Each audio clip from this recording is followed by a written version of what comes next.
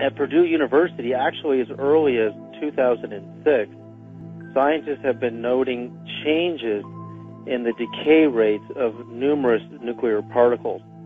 For those of you who don't know, that we have actually quantified a very steady and consistent and reliable data on what are known as the half-lives of nuclear particle, right down to nanometers, which is a billionth of a meter and a billionth of a second scale.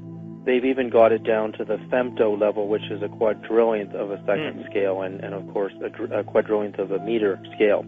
So they know that this is consistent formula. You don't normally see changes in these decay rates.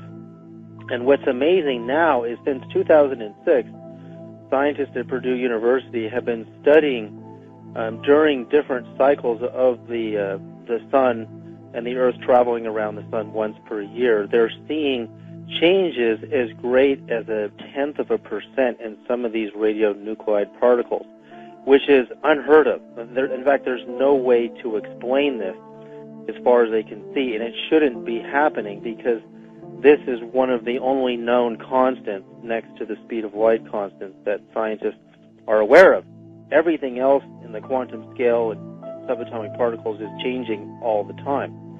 In fact, particles are constantly changing into other particles all the time. So there is no such thing as a stable particle on the quantum scale, looking at the atom and smaller.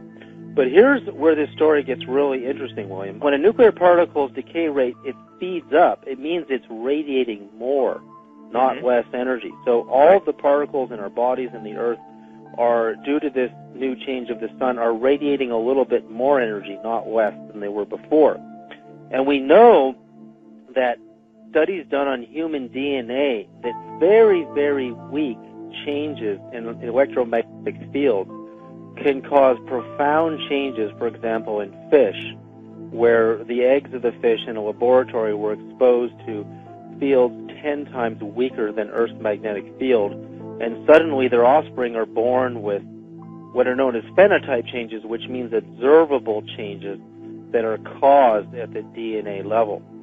And they're beautiful. The changes on the fish in this particular experiment where rainbow stripes suddenly appeared on all the new offspring. So the question is, what's going on in the sun? There's no doubt because children, and I just have a brand new little daughter who's 6 months old right now, and amazing things are happening with her. Because their DNA is in a rapid growth phase, they are going to receive more of this change than we are. You know, I'm almost 50 years old, so I'm not going to get as much of it as she is because she's in a rapid growth phase. Scientists have clearly measured that consciousness clearly can pass through an amplitude of solid mountains and matter like they aren't even there. I'm excited about this because I want to know if it's intelligent consciousness that is doing this. And as the Purdue scientists are saying, there is a new particle possibly responsible for this being born out of the sun. So if there's a new particle being created, and that's what's responsible for this, these Purdue scientists are saying, it's going to change everything. It means the creation is making a new particle. And that new particle will have new properties and cause abilities in humans and all living things that ingest it and eventually are affected by it.